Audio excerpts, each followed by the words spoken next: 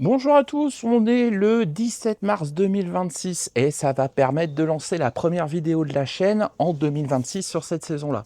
J'espère que vous allez bien et j'espère que vos proches vont bien. Je vous fais visiter un peu mon potager. J'ai remarqué que beaucoup de monde avait relancé leur chaîne et avait lancé pas mal de semis. Moi, je vais pas tarder, mais dans la région où je suis, notamment en Seine-et-Marne, ça ne sert pas à grand-chose de lancer trop tôt.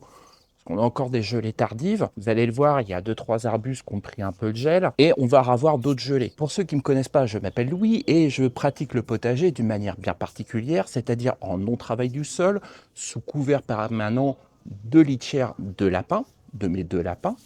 Vous les verrez plus tard dans la saison. Je fais aussi du semi-direct et vous allez voir que je vais vraiment en faire de plus en plus du semi-direct. On ne va pas uniquement sur les légumes traditionnels type salade ou autre.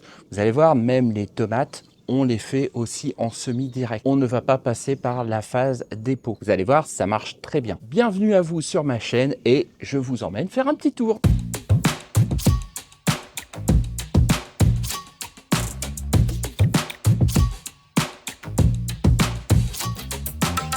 Alors on commence un peu la visite, vous allez voir, mon jardin, il est bien plein de fèves. J'en ai mis vraiment partout. Il y en a ici aussi sur le côté, je vais vous le montrer, et tout du long là. Ça permet d'avoir un couvert pendant tout l'hiver, plutôt de mettre de l'engrais vert. Et bien ici, j'ai mis des fèves. Vous allez voir, il y en a vraiment partout. Derrière, il y a les vignes, elles sont déjà taillées. Alors c'est taillé un peu à la one again, mais ça suffit largement. J'ai 3 pieds de vigne, elles ont plutôt bien poussé. Les bourgeons sont sortis, mais encore une fois, on est le 17 mars. Il est énormément tôt dans la saison, donc elles sont juste en bourgeons. Là, pour le moment, c'est tranquille. Ne soyons pas trop pressés, vraiment le 17 mars c'est vraiment tout. Au niveau des fèves, vous allez voir des trous. Les trous c'est pas trop grave, c'est là où les fèves n'ont pas poussé. Parce que j'ai fait tout bêtement, j'ai fait un semis de petits pois. Ils vont sortir un peu plus tard, je ne m'inquiète pas trop. Vous allez voir, plus tard dans la saison, on va les voir apparaître. Et comme ça va remplir les trous. Dans le fond, on a le cassissier qui est bien, qui est plutôt bien. Premières jonquilles sont sorties, donc jonquilles jaunes. Les autres jonquilles du jardin sont pas encore sorties, donc c'est vraiment très tôt dans la saison pour faire quoi que ce soit. Patienter, hein, c'est pas une course. L'important c'est de se faire plaisir et pas forcément être le premier surtout et avoir le plus beau jardin au monde. Hein. C'est vraiment la priorité, c'est vous et de vous faire plaisir. Là dans le fond, on a les poiriers. Alors les poiriers, c'est très simple. Il y a 3 espèces différentes, mais par contre, elles peuvent faire de la pollinisation croisée. Alors cette année, hein, j'ai fait un peu le flemmard d'habitude. J'aurais dû faire une taille de formation, j'ai pas fait de taille de formation. J'avais envie d'avoir des poires cette année, donc voilà. Donc au pire, je vais donner un bon vieux coup de sécateur l'année prochaine, c'est pas un souci. Alors vous allez voir, hein, on est plutôt bien gâté au niveau de la floraison. J'ai hâte de les voir en fleurs. Et ici, donc là pour le moment, il n'y a rien. Ça sera probablement les premiers semis que je vais faire demain, je pense. Donc j'en profiterai pour filmer et vous montrer. Donc ici, et ici, il y a du compostage de surface en attendant que ça pousse. Donc j'ai fait un pari fou. J'ai fait un semis l'année dernière de tomates. Donc on va attendre que ça sort. Mais le semis, il date de l'année dernière. Je vous expliquerai plus tard. Et vous voyez, sur toute cette partie-là, j'ai des fèves. Donc encore des fèves. J'ai des oignons. Donc oignons, fèves, toujours. Donc je vous le dis et je me répète, hein, l'oignon, ça va avec tout. Vous pouvez en mettre partout pour combler des trous. Même quand vous allez planter vos tomates ou pour certains les semer, les oignons, les bulbilles, ça marche très bien un peu partout. Même avec de la salade, avec tout et n'importe quoi. Moi, j'en mets vraiment partout. J'ai les artichauts qui sont là. Les artichauts viennent à peine de sortir. Celui-là est plutôt en forme par rapport aux autres. Vous allez remarquer qu'il reste encore les tiges des inflorescences des artichauts qui sont là. Je vais les enlever bientôt. Je vais m'en servir pour en faire des abris pour les insectes. Je vais vous montrer ça. Je pense aussi demain, je vais le faire. Donc on va faire des fagots et les insectes vont aller dedans. Les artichauts ici, pour rappel, ça me sert de coupe-vent parce qu'en fait, le vent au potager, c'est pas terrible. Quand il fait froid, ça refroidit très fortement le potager. Quand il fait chaud, ça fait effet de chaleur tournante et ça assèche le potager.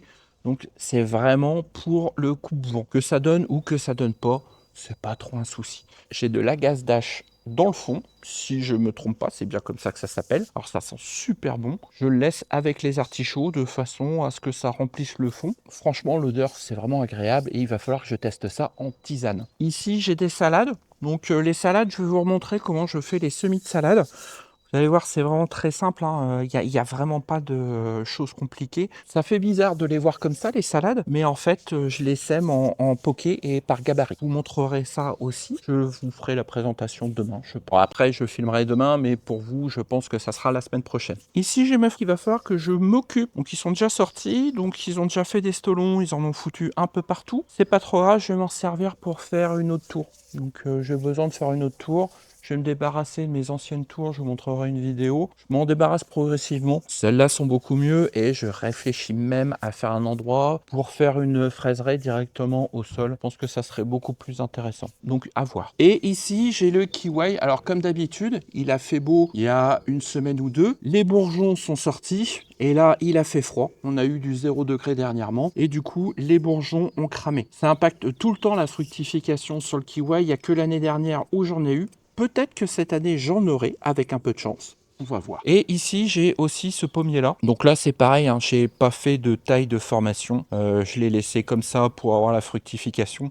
Mais l'année prochaine, il va falloir vraiment que je le taille. Derrière, j'ai les groseilliers à macro qui commencent à sortir leurs bourgeons. J'ai aussi une bouture de vigne, de la vigne Isabelle. J'en mets vraiment partout. C'est vraiment pas mal, hein, ça produit bien. Moi, j'en suis vraiment content et je la préfère au raisin classique. Ici, j'en profite pour vous montrer un hachis. Je l'ai déplacé parce que l'année dernière, il était dans le potager. J'ai vu qu'il avait pas mal de vigueur. Donc, je l'ai déplacé. Je l'ai mis ici. Ça ne l'a pas empêché de fleurir. Donc, il a été déplacé il y a environ un mois ou deux. Ça va, les fleurs sont super belles. Et par contre, je vais lui limiter la croissance environ à 2 mètres, 2 mètres 50 pour pas qu'il soit trop envahissant. Et je vais peut-être le palisser. Donc, à voir. Derrière les cuves à eau, pour rappel, hein, c'est le moment de les remplir. N'ayez plus peur des forts gels. Et c'est vraiment le moment de remplir vos cuves à eau. C'est pas après que vous allez pouvoir les remplir. Si on a un été plutôt sec ou un début de printemps plutôt sec, comme il y a eu quelques années, je crois que c'est en 2022, là, ça peut être vraiment catastrophique si vous partez à la saison complètement à vide pour ceux qui ont des récupérateurs d'eau. Alors ici, c'est la partie basse du potager. Vous allez voir, comme chaque année, donc tout est déjà plein. Ici, j'ai de l'ail. Ensuite, j'ai des salades qu'on va pouvoir manger, je pense, d'ici 2 semaines, si tout se passe bien. Je reviens vite fait sur l'ail. L'ail, je vous renvoie vers ma vidéo l'année dernière. Encore une fois, hein, le cul, il est dans le sol et le reste, il est dans du paillage. L'intérêt, c'est quoi? C'est que on a le cailleux, il est jamais enfermé dans le sol et ça lui empêche justement de tremper dans l'eau ou quand c'est bien détrempé le sol ou quoi que ce soit, bah, ça chope la rouille. Ici, je le fais pousser vraiment dans le fumier de lapin. Donc le cailleux est enfermé dans du fumier de lapin et le cul, par contre, est dans le sol. Je vous renvoie à ma vidéo de l'année dernière. Ensuite, j'ai de l'échalote. Donc tout ça, ça pousse assez bien. J'ai des épinards. Je pense que c'est ce que je vais manger ce soir. Donc les épinards, vous allez voir, ça pousse vraiment très bien. Alors j'en mange en salade, j'en mange cuit. Et là, pour moi, là, les épinards de printemps, ça sera plus du tout la peine. Ils ont été plantés l'année dernière. Et le souci, c'est que quand on va planter des épinards de printemps, bah, le temps que ça pousse, le temps que ça arrive, eh ben, vous allez arriver au moment où vous allez planter les autres légumes. Et c'est un peu chiant. Ça prend de la place pour rien. Et moi, je préfère ça. Comme ça, une fois que c'est débarrassé, je peux mettre autre chose. Ici, j'ai rien du tout. Enfin si, j'ai encore mon restant de carottes, il me reste encore des oignons, c'était là où il y avait tous mes poireaux. Il y a du plantain et aussi des pissenlits, donc ça je les laisse et vous allez voir les pissenlits, c'est quelque chose qui va se retrouver un peu partout dans le potager. L'avantage du pissenlit, c'est que c'est une racine qui est pivot, qui maintient le sol et en plus l'hiver, je peux la cacher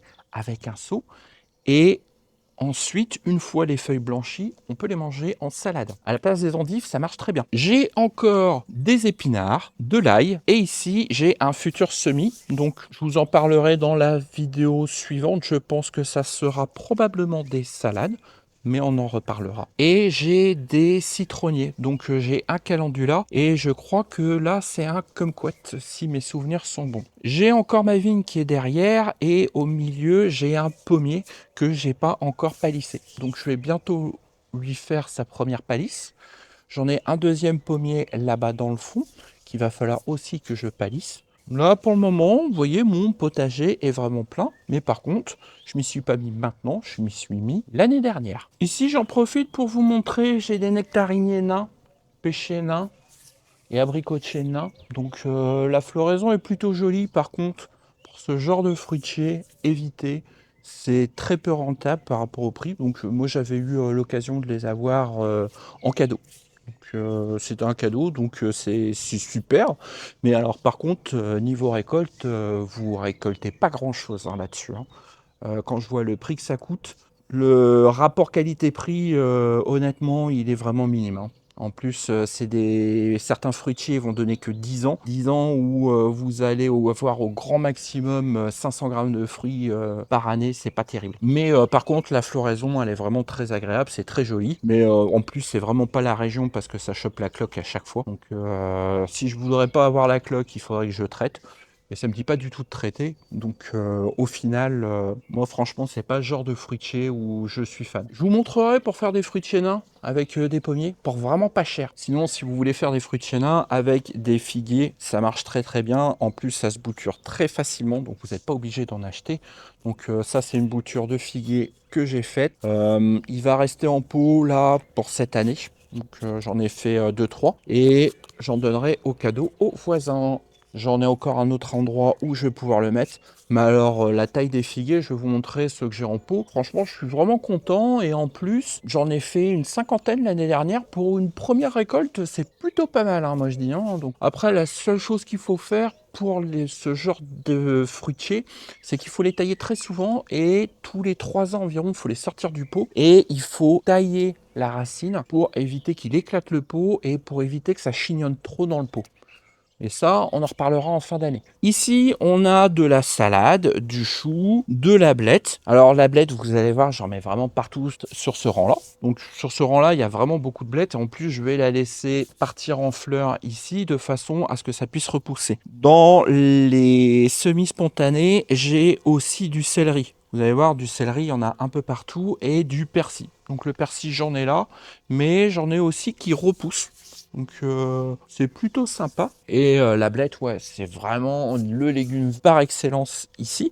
Donc pour ceux qui ne sont pas fans des cardes, hein, je vous donne quand même une petite astuce. La blette à carde, vous prenez la carde et vous la faites bouillir pendant 10 minutes. Ça va enlever le côté un peu terreux, un peu bizarre de la carde. Et une fois revenu à la poêle avec les feuilles, eh ben, c'est meilleur. Moi personnellement, je le préfère comme ça. Et j'ai des cassissiers. Alors les cassissiers, il va falloir que je fabrique un abri. Il faut que je réfléchisse à un abri pour mes cassissiers dans le fond pour qu'ils ne soient pas embêtés par les merles. Alors les merles, c'est gros souci ici. Ils me défoncent tous les fruitiers et souvent, sur certains fruitiers, je mange pas grand chose. Donc là, je vais réfléchir vraiment à un abri pour mes cassissiers. J'ai aussi des casseilles dedans. Le casseille, c'est un mélange entre le cassis et le groseillier à maquereau. Et j'ai aussi mon aillé qui est là. Donc l'aillé, de façon à pas pouvoir le chercher et le mélanger avec mon autre ail, il est là. Donc l'aillé, c'est ce qu'il y a au milieu de la gousse d'ail et c'est ce qu'on va pas planter. En général, quand on veut faire des gousses d'ail, qu'on veut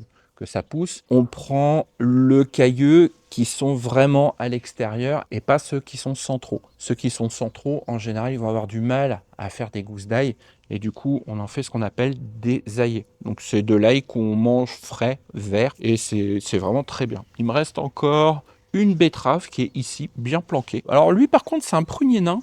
Mais alors, qu'est-ce qui fleurit? J'espère qu'il va bien donner cette année. Et par contre, il faudra bien le protéger. Parce que, pareil, hein, les merles, ils viennent taper dedans. Donc ça, c'est les figuiers que je vous ai parlé tout à l'heure. Donc ils poussent plutôt bien. Mon pot, vous voyez, hein, ils sont pas mal. Et celui-là, en particulier, l'année dernière, il m'en a donné une cinquantaine de figues.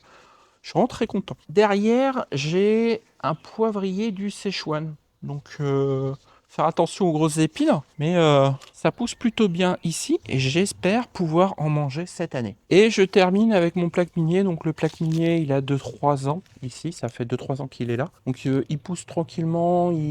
Il est pareil, il est encore en bourgeon. La saison est vraiment encore très tôt, hein. Faut pas se précipiter, hein. Donc vous verrez, il bourgeonne bien. J'espère que ça va donner cette année. Ça sera la grande surprise. Et derrière, j'ai les muroises. Donc les muroises, je vais les pousser un peu plus jusque là. Et ça sera pas mal. J'ai commencé à en manger l'année dernière. Je pense que cette année, il va commencer à bien donner. Je suis vraiment content des muroises et en plus ça m'occupe bien cette partie-là. J'ai le composteur dans le fond qui est plein, je vous ai pas montré, mais l'ensemble de mes composteurs sont pleins. Donc je vais réfléchir à refaire encore un autre composteur parce qu'en fait je commence à manquer de place, hein, pour le compostage, malgré que je fais aussi du compostage de surface. Et par contre, les composts sont tous pleins, mais pour la saison 2027 et pas pour 2026. Ça sera vraiment la grosse surprise pour 2027. Normalement, je devrais avoir suffisamment d'amendements pour 2027. 2026, on va faire une stratégie un peu différente, mais je vous en parlerai plus tard dans la saison. Donc voilà, j'espère que la vidéo vous a plu. Donc je vous ai fait un petit tour, vous allez voir, hein, c'est un peu tôt dans la saison, hein. Faut pas forcément s'exciter. C'est pas le bon moment encore pour s'exciter au potager. Alors ça dépend quelle région, mais moi je suis en Seine-et-Marne. Donc Célie, tu vas pas très loin? Ouais, il y a mon autre lapine qui est derrière. Donc je vous remercie beaucoup d'avoir regardé cette vidéo. Je vous présente quand même bébé Tempête, hein. Ça va bébé? Oui. Oui, lui il veut aller se balader, il veut aller se promener. Donc j'espère que la vidéo vous a plu. Si la vidéo vous a plu, n'hésitez pas à la liker, à la partager, à la commenter. Je serai content d'échanger avec vous dans les commentaires. Et moi, je vous dis à très bientôt et je vais en profiter pour aller promener mes lapins. Allez, à bientôt!